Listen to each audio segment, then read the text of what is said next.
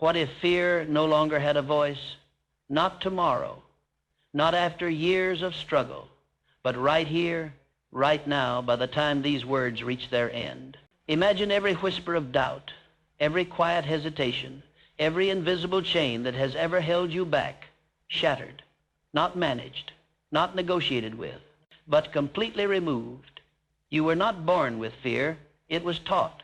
It was trained into you, installed by those who had long since surrendered their own power. And what can be installed can also be uninstalled. Hear this clearly. Fear is not a force of nature. It is a product of the mind. And what the mind creates, the mind can also destroy. I stand here not to comfort you, not to offer idle philosophy, but to deliver a challenge, one that, if accepted, will alter the course of your life. There is a silent killer among men, cunning and subtle, that destroys lives long before its presence is felt. It is not poverty. It is not failure. It is fear. Fear has kept more men broke than bad luck ever has. Fear has suffocated more potential than chains or cages ever could. Fear does not shout. It whispers. And worse, it masquerades as reason, as logic, as caution. Yet make no mistake, it is the jailer of greatness, the assassin of dreams, the enemy of all success. Today, I do not speak to entertain. I do not speak to soothe. I speak with the authority of one who has walked among titans, men like Andrew Carnegie, Henry Ford, Charles Schwab, Thomas Edison, and John D. Rockefeller, and seen firsthand that the only difference between the man who builds an empire and the man who dies with regret is the one who refused to let fear lead his steps. This is your spiritual declaration today. You do not flirt with courage, you marry it. You do not tame fear, you terminate it. You do not wait to feel ready. You move as if you already are. This is not a lesson, this is your rebirth. And when this hour ends, the man who sat down to listen will not be the man who rises. Because today, we make fear the servant, not the master. Let us begin. Fear does not announce itself with a roar.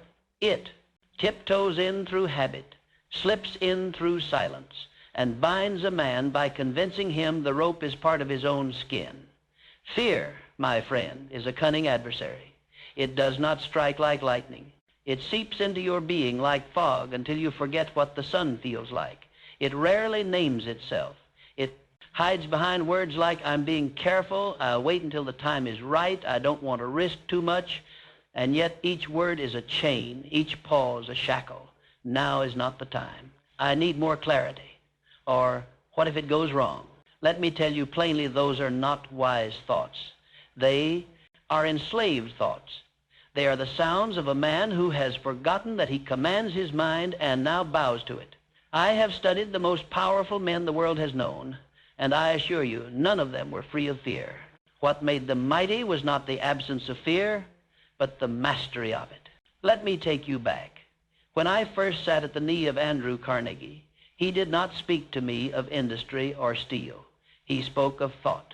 He told me the man who does not command his own mind is no better than a wild horse waiting to be broken. And in him I saw something fear could not touch, definiteness of purpose.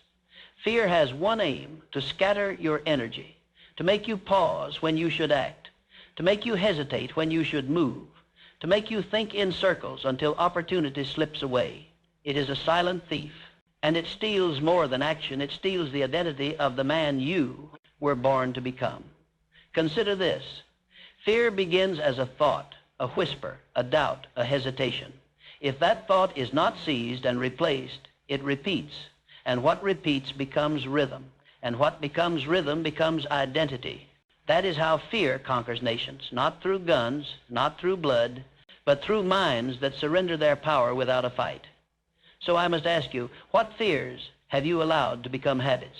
The fear of poverty, of criticism, of loss, of ill health, of old age, of death. I call these 6 ghosts in Think and Grow Rich because they haunt more men than failure ever could. The most dangerous thing about them? They often come disguised as intelligence, as caution, even as humility. Take Henry Ford. He was not the most educated man of his time, yet he became king over scholars and men of letters alike. Why? Because he refused to let fear make decisions for him. When he said he would build an automobile for the common man, he was mocked. They said it was impossible, that he lacked the knowledge, that it had never been done. And yet he built it because he refused to entertain fear at all. Ford understood a law most men never discover. Fear multiplies in silence, but courage multiplies in motion. Even Edison, after 10,000 failures, never gave fear the final word. Why? Because he had already decided the ending in his mind, and he trusted the law of repetition to carry him there. He knew the mind must be trained like a machine. Fear is merely untrained imagination running wild in the absence of purpose.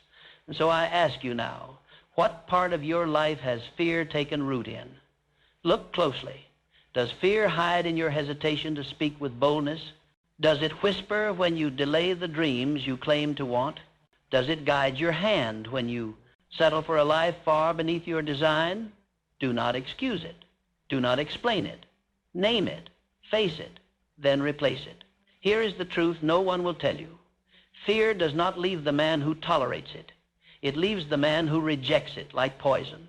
You do not defeat fear by hoping it goes away. You defeat it by standing taller than it. You do not escape fear by thinking your way around it. You walk straight through it and discover it was a ghost all along. Charles M. Schwab understood this. He once told me, Mr. Hill, the world does not belong to the man who avoids mistakes. It belongs to the one who moves forward regardless of them. That is the truth of power. Fear will always scream, but your faith must speak louder. And faith is not born from inspiration. It is born from repetition. If you repeat fear, you live in fear. If you repeat power, you radiate it until fear no longer recognizes you. So here is your challenge. From this day forward, write down every fear that has paralyzed you. You will no longer let it hide behind excuses. You will call it what it is, a lie. Then, each morning, speak its opposite with conviction. I am not afraid of failure because I am a man of execution. I do not fear criticism because I am loyal to my vision, not applause. I do not fear poverty because riches begin in thought and multiply in action. I do not flinch before uncertainty because I am the author of certainty. Say it until your soul believes it. Say it until fear no longer has a seat in your thoughts. Because the man who removes fear is not the man who was never afraid. He is the man who stood taller than his own mind. And that, my friend, is where mastery begins. The subconscious mind does not reason. It does not judge. It does not argue. It accepts and acts upon whatever is repeated with belief. And therein lies both your prison and your liberation. Let us move from the battlefield of fear to the command center of the mind. If fear is the enemy, the subconscious mind is the battlefield, and autosuggestion is your most powerful weapon. It governs every step you take, every word you speak, every result you attract. The subconscious does not sleep. It does not question. It simply receives and reflects what it is given through repetition, through emotion, and through belief. This is no mystical claim. It is a law as real and rigid as gravity. If you have lived in fear, in lack, in hesitation, it is not your fault. It is your programming. If that programming was written by others, your environment, your past, your pain, or the frightened voices of small minds, then of course you hesitated. Of course you doubted. Of course fear held the reins. But here is the revolutionary truth. You can reprogram the entire system. Take a lesson from Henry Ford. He said without apology, whether you think you can or think you can't, you're right. That is autosuggestion. He did not say it once. He lived it. He built empires from it, faced ridicule with it in his mind. And eventually the world bowed not to his strength, but to his belief. Why? Because belief is contagious, but first it must be installed. Autosuggestion is deliberately feeding your subconscious the beliefs you want it to operate from. You do this through repetition, through emotionalized statements of identity, purpose, and faith.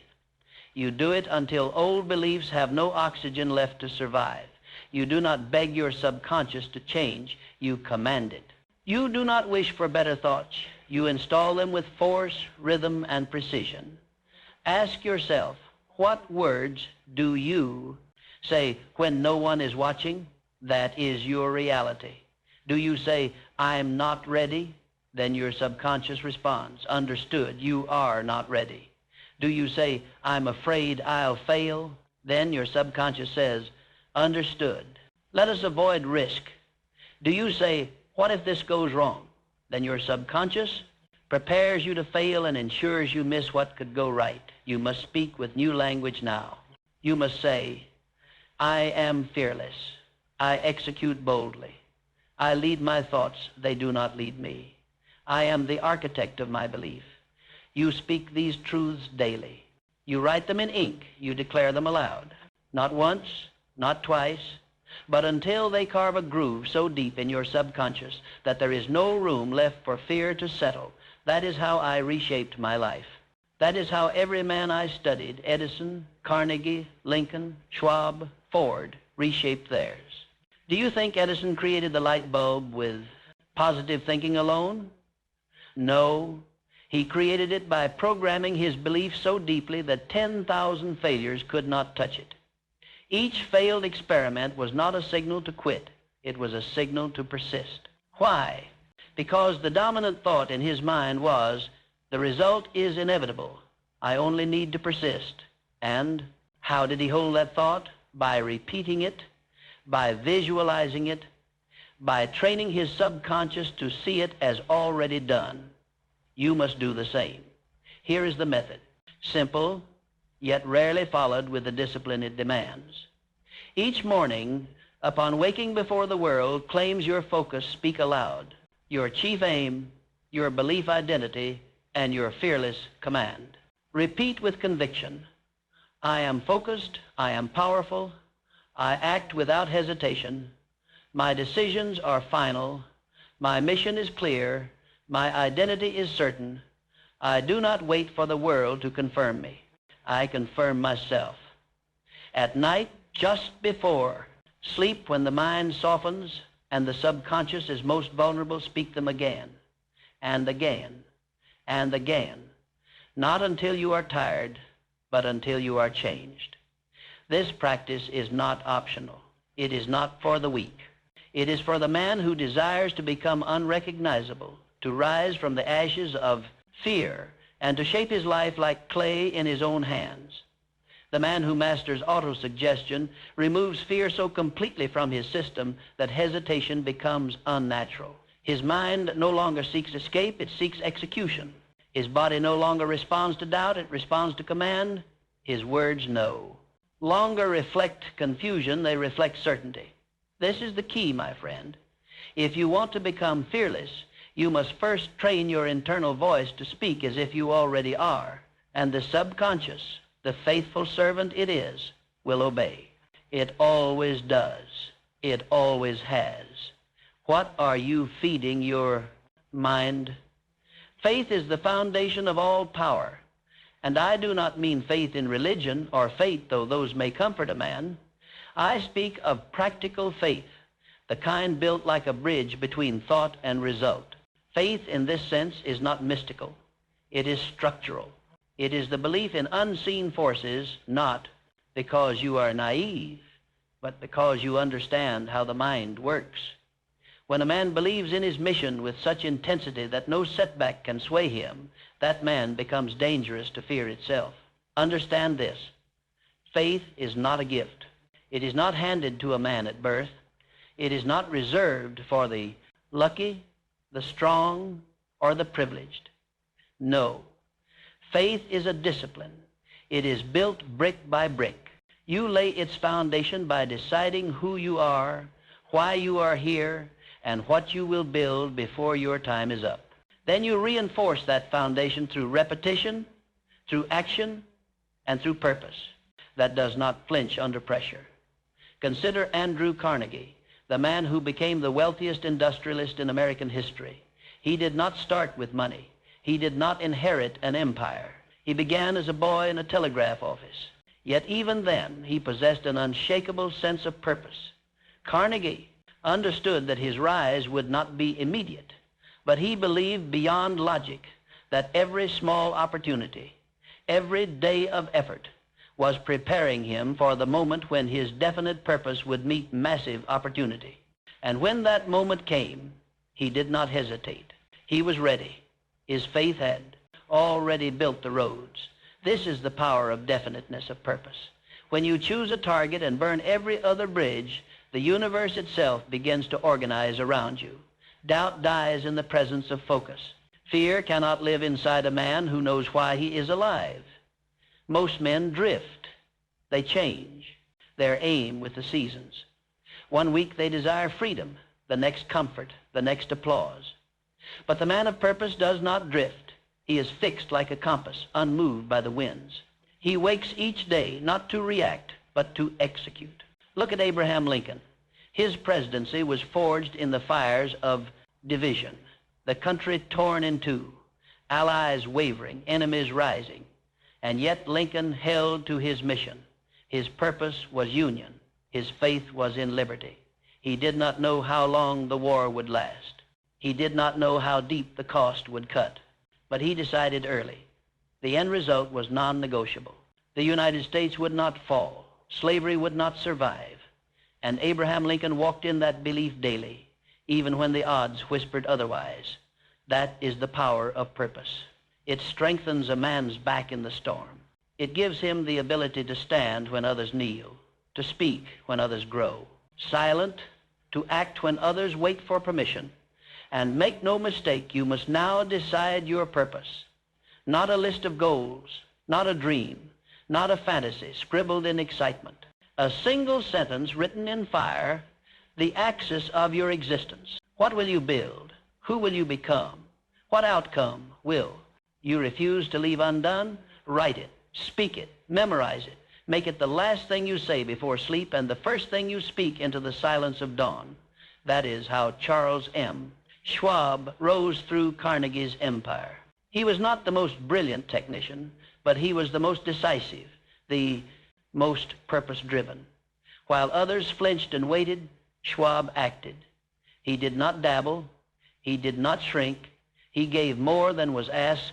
He led not through command, but through certainty, a certainty born from faith in the mission. That faith infected every man who worked under him. You must build that same energy. Carry your belief not in whispers, but in movement. Show up when no one applauds. Persist when no one sees. Build when the scoreboard says you are losing. Faith is not built by ease. It is forged in resistance. It is made real not by comfort, but by continued execution when fear hisses in your ear. Here is the final truth. You cannot fake faith. You cannot perform your way to belief. You earn it through decisions made in silence, through rituals that demand excellence, through speech that reflects clarity even when the path is clouded. Do this, and fear becomes irrelevant. It may knock, but you will not answer. You will be too busy executing. Understand this. Indecision is the fertile soil in which fear grows. Every hesitation you allow, every question left unanswered, every quiet maybe you whisper is a crack through which doubt creeps. Fear does not begin with failure. It begins with the refusal to choose. A man who cannot decide is a man who cannot rise. He is a ship without a rudder, at the mercy of every current, every opinion, every shift in the wind. His energy is scattered. His will is diluted. He waits, and while he waits, his future is stolen one day at a time. But the man who decides firmly becomes something altogether different. Consider Henry Ford. When he set out to build a motor car for the common man, he was met with laughter. His own engineers called his vision impossible. And Ford produced it anyway. Not once, not twice. Every failure was met with the same command. Produce it anyway. That is not optimism. That is the power of decision. A decision so firm it bends reality to match it. And that engine was built not by chance, but by command. Ask yourself, when was the last time you decided with that kind of finality? Most men do not. They dance around commitment. They try, but they do not burn the bridge. They entertain their goal while secretly keeping a door open to escape. As long as that door exists, fear has a place to live. Decisiveness is not about being correct. It is about being committed. A decision made with full belief takes you farther than 1,000 clever hesitations. The universe favors motion, and indecision delays that motion. The men I studied, Ford, Edison, Carnegie, Schwab, they all shared this. When they made up their mind, they moved. And when they moved, they did not look back. Edison attempted over 10,000 times to invent the electric light. 10,000 deliberate acts of movement in the face of uncertainty. Each decision a wound inflicted on doubt. Edison did not ask the public if it could be done. He decided and acted until the world had no choice but to believe what he had already accepted. Decision is an act of creation. It creates momentum. It creates clarity. It creates identity. And here is the spiritual law. A man who decides who he is and lives by that decision becomes immune to fear. He may still feel it, but it cannot lead him because he is already chosen, and that choice becomes a fortress. Schwab rose not by debating endlessly, but by deciding swiftly and standing behind those decisions. Carnegie trusted him not because he was the most technical, but because he moved. While others talked, Schwab acted. While others planned, Schwab produced. So I ask you, what decision have you left undecided? What truth have you postponed? What version of yourself have you refused to fully claim? Indecision is not harmless. It is the slow death of destiny. Fear uses it like a scalpel, cutting away your potential, one hesitation at a time.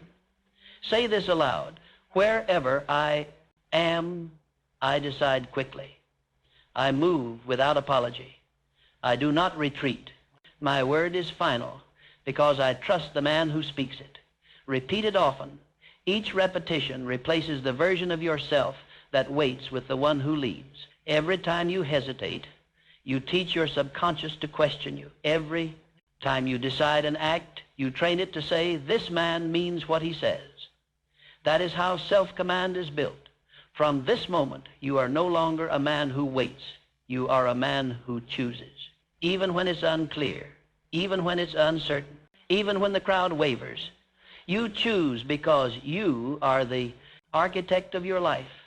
The builder does not ask the bricks for permission. He lays them anyway. The man who would become fearless must understand this. Fear is not an event. It is a habit. Not something that appears when conditions are wrong, but a pattern born of repetition, installed through years of unchallenged thought. And as with any habit, it can be rewired if you are willing to apply greater repetition in the direction of strength. Repetition is not mindless. It is the deliberate imprinting of a new identity through disciplined daily thought. This was the cornerstone of my teaching, autosuggestion, definiteness of purpose, and above all, thought control. Let us see how this operated in the greatest minds I studied. Carnegie, born into struggle, into silence, into disadvantage, but he understood something few ever grasp. The mind, once fixed upon a definite aim, will begin attracting every condition necessary for its fulfillment. Every morning, he spoke his aim aloud, repeating the man he had decided to become until the walls of his mind allowed no doubt. He said, I am not building a fortune. I am building a man worthy of one. Do you understand the fortune? Distinction. You do not speak affirmations to feel better or impress others. You speak because your subconscious believes what it hears most, and fear cannot live in that mind. Consider Edison. I never failed once. I merely found 10,000 ways that won't work. That was not clever phrasing. It was a fire, ritual of thought. He did not entertain failure because he had rehearsed success so often in his mind that failure could find no foothold. Every morning, he stepped into his lab with certainty, even when the world could not see it forming. That is the habit I ask you to install, a belief so deeply etched into your identity that fear cannot live in your system, not because you do not feel it, but because your dominant thoughts leave no room for it to grow. The tool, repetition. The hand that chisels the mind. Not just repetition of words, but of behavior, posture, discipline, until the old patterns break under the weight of the new. Begin each morning with a clear, written statement of your definite aim. A vocal declaration of that aim with emotion. Visualization. See yourself as the man who has already achieved it. A silent vow. I do not flinch. I do not fold. I do not entertain fear.